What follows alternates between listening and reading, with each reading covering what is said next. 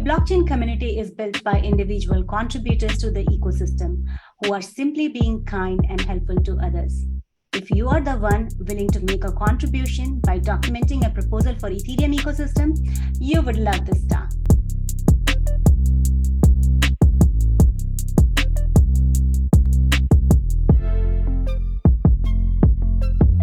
Welcome to PEEPanEIP episode 105. I am Pooja Ranjan with a very special guest with me to talk about the process designed to document EIPs, especially adding content and links to a proposed standard. EIP-5757, process for approving external resources, is a meta EIP that is documented in September of 2022. The proposal documents the requirement for origins and the process for approving a new origin that may be linked to in a proposed standard.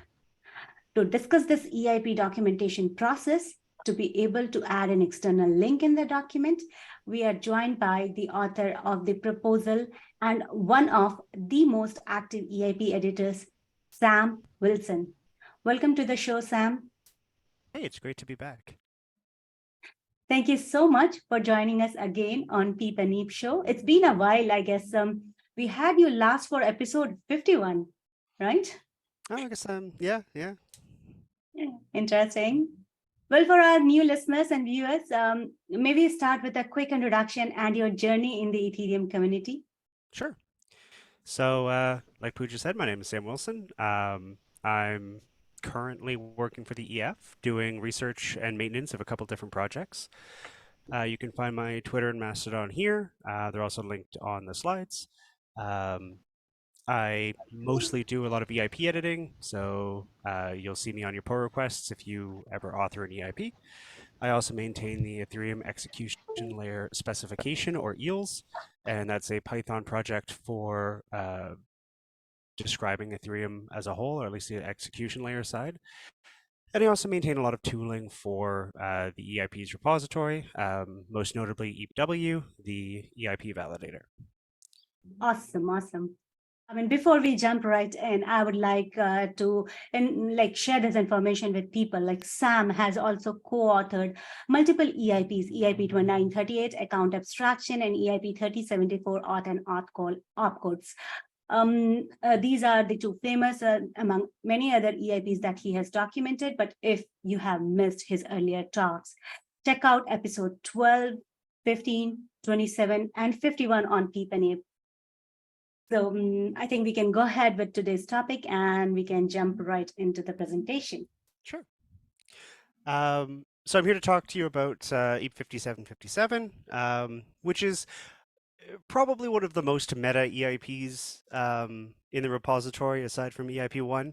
So EIP-5757 describes how external links and external origins are approved for use in your proposals. To quote directly from the abstract here, EIPs occasionally link to external resources, and this document sets out the requirements for those links and the process for approving those origins. There are three main definitions that the EIP creates. So the first is link. This isn't limited to just HTML anchors or markdown links. This is any way for an EIP to refer to another document. So this includes things like RFC 8966, just as text, that's a link. A picture of a cat, that's a link. So basically any way of reaching for another document that isn't part of the EIP's repository is an external link. The things links point to, so the actual picture of a cat, the actual RFC document, those are called resources. And we're kind of borrowing that term from URLs and URIs. And finally, we have the origin. So the origin is what 5757 is really concerned about. The origin is the group that either publishes the documents or curates them. So an example of a publisher is W3C.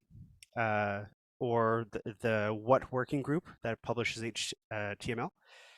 And an example of a chronicler is the DOI, or Digital Object Identifier System.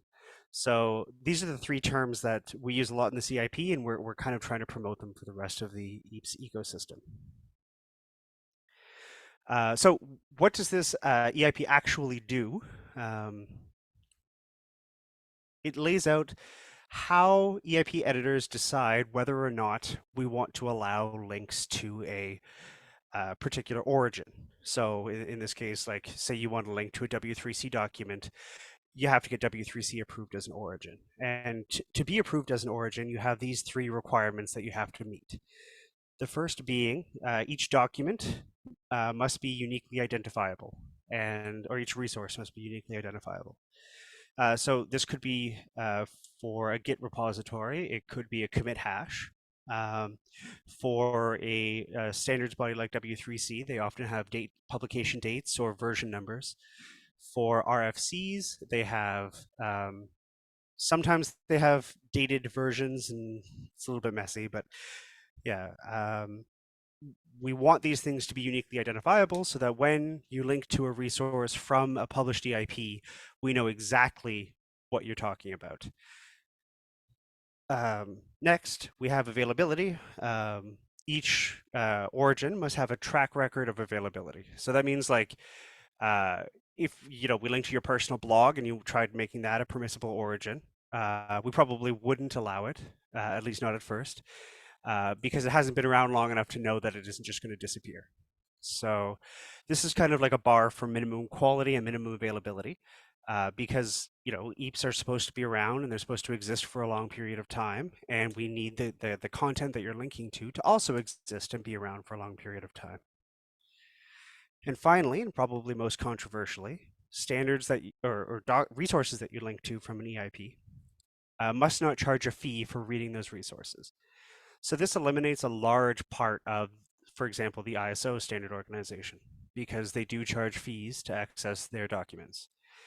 And we have this requirement because Ethereum itself is free and permissionless, and we want our standards to also be free and permissionless. So those are the kind of requirements that you have to meet whenever you want to propose a new origin. So how do you go about proposing a new origin? First step's pretty easy. You want to discuss it somewhere. So this could be on a pull request for your proposal where you try to link to it and the bots complain. You can bring it up on our Discord. You can post a message in Ethereum Magicians. And the idea here is to kind of get a feel for whether people want this origin or not, whether we think it meets the requirements, and just to have kind of like a general discussion about it. If feedback seems generally positive, then you want to implement your change. This is step 2, and it's as simple as modifying EIP, opening a pull request to modify EIP1. The EIP itself has a description of the changes that you have to make, and there are other examples in EIP1 that you can copy. It's not a complicated process, assuming you know Git, but and finally, assuming that all the editors agree, which is probably the longest and most difficult step, you can use it. You can use your origin in your EIPs. So why do we have EIP-5757? So early on in the EIP history, people just linked to wherever they wanted. A lot of early EIPs contain links to implementations or projects using the standard, or to blog posts that have since disappeared. And more recently, probably about 2, maybe 3 years ago, we added a rule where we weren't allowed to use any external links. And this caused, well, it solved the availability problem. New EIPs during this period, didn't have any links, so you couldn't lose them, they couldn't disappear. But authors complain about not being able to provide additional context, having to duplicate a whole bunch of things. And yeah, so that was very unpleasant for authors. So EIP-5757 is kind of a compromise between two sides. On the left side of the screen here, we have the reasons why we allow external links, and on the right-hand side, we have the reasons why we don't. And 5757 is trying to find a balance between these two opposing sides. there's a ton of work that already exists out there. We should be able to link to it.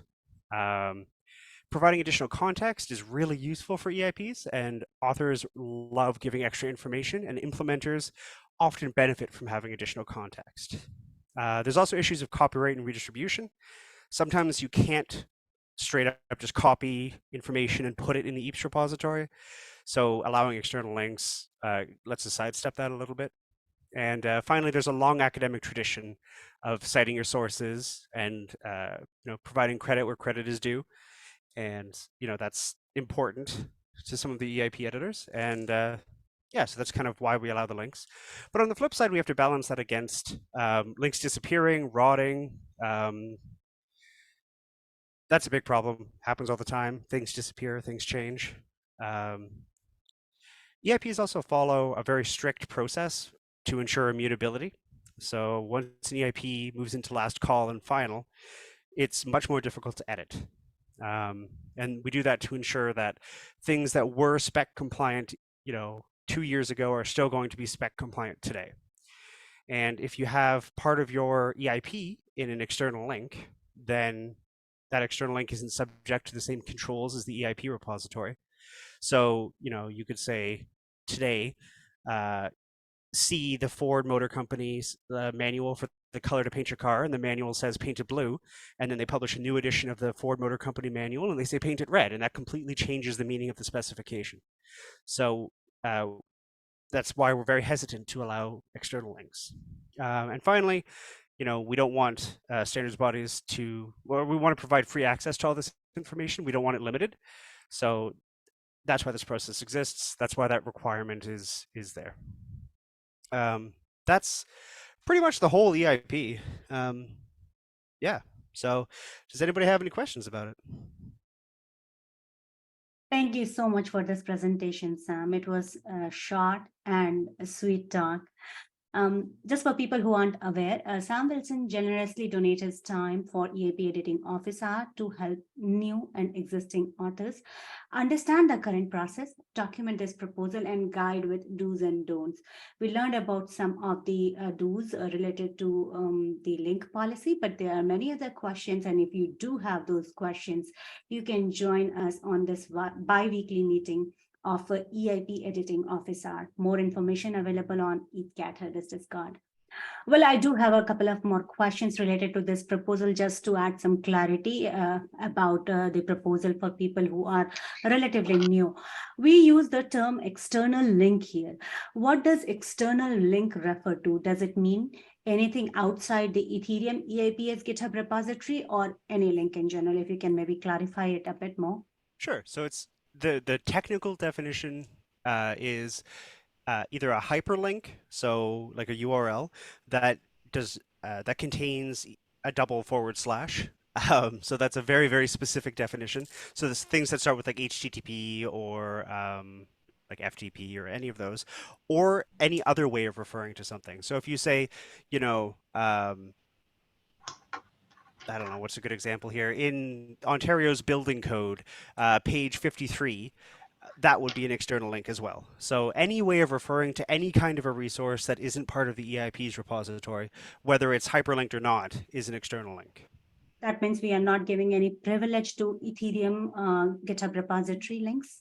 They are also considered as external if they are not allowed. Exactly. There That's are good some to that know. are allowed.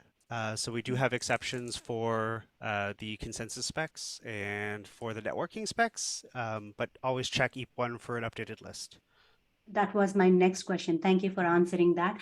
So I'm assuming that EIP1 is where we can find the list of all external resources which has permission to be added in the proposed document. Exactly, yeah. So EIP1 has a list of all of the external resources.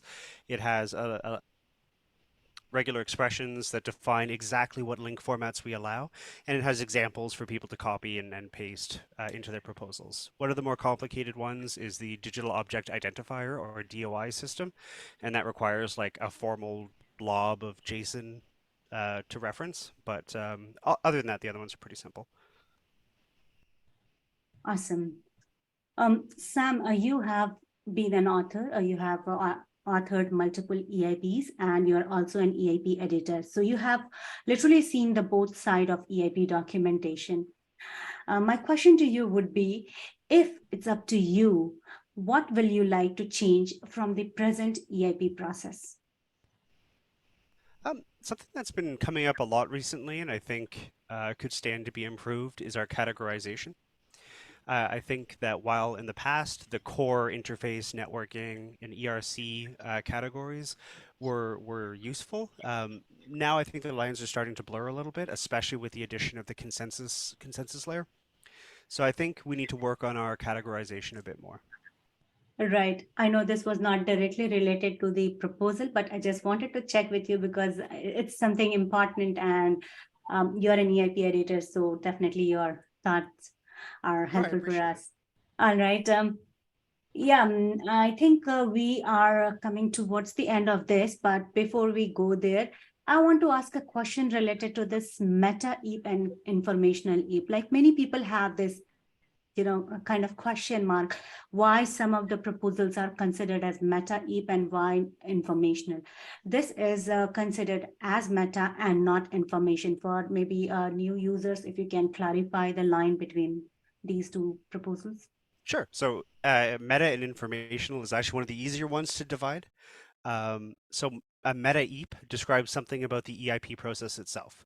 So EIP1 is a meta EAP. This is a meta EAP because it describes how you make changes, how the governance works.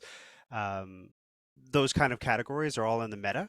But if it's informational EIPs are about general recommendations or information that the authors think should be available to the Ethereum community that aren't related to the EIP process itself. So there's a discussion that's happening right now about whether or not we should have an informational EAP about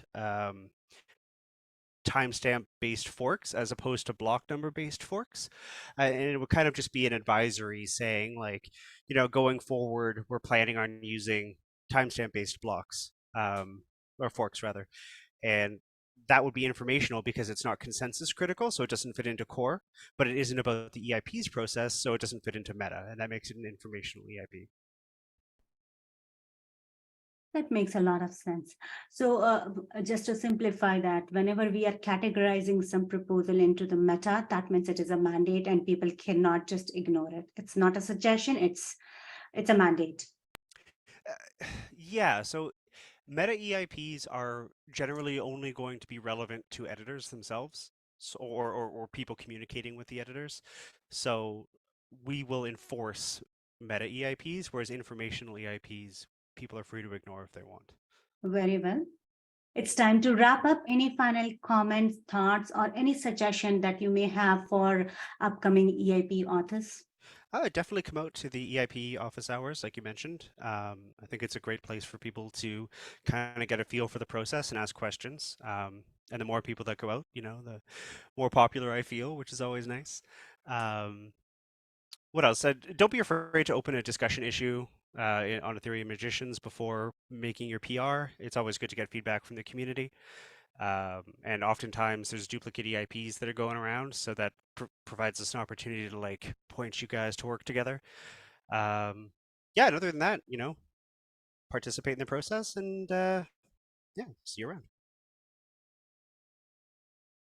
Well said. Participate in the process and don't be afraid to start a new discussion, because with discussion, we can have a right set of governance here. So yeah, please join us on all discussion. And most of the discussion, especially related to EIPs, happens on Fellowship of Ethereum Magician. I think but EIPW will not allow anyone to kind of start discussing more on the issue. Is that a correct understanding? It doesn't. The bot won't stop you, but I will. Okay, that works. Like we want to have one thing centralized, that is the discussion, so everyone get the full context what's going on with the proposal. That's quite valuable information. I know this is a short proposal, but this was very important for many people, because many times we have received this question: what links are allowed, what links are not allowed, and what can we do about it? And I think this conversation that we recorded today would be a great resource that we can share with people. I hope so. Yeah, thanks again for having me. It was nice to be back. As we know, Ethereum has an amazing community of contributors creating blockchain standards. Multiple projects out there are inspired by Ethereum standardization process or even using existing Ethereum standard. I suppose this talk is helpful to have known the process to document a proposal with the potential of becoming a standard one day. Sam Wilson, on behalf of Ethereum community, I thank you for taking out time to share valuable information with us. On this note, thank you to all our YouTube viewers and podcast listeners for following this special talk on EIP documentation. Should you have any question on this or any other topic, let us know at ETH Discord. We will be back with another interesting talk. Till then, keep watching, keep sharing your love with Ethereum cat herders. Cheers.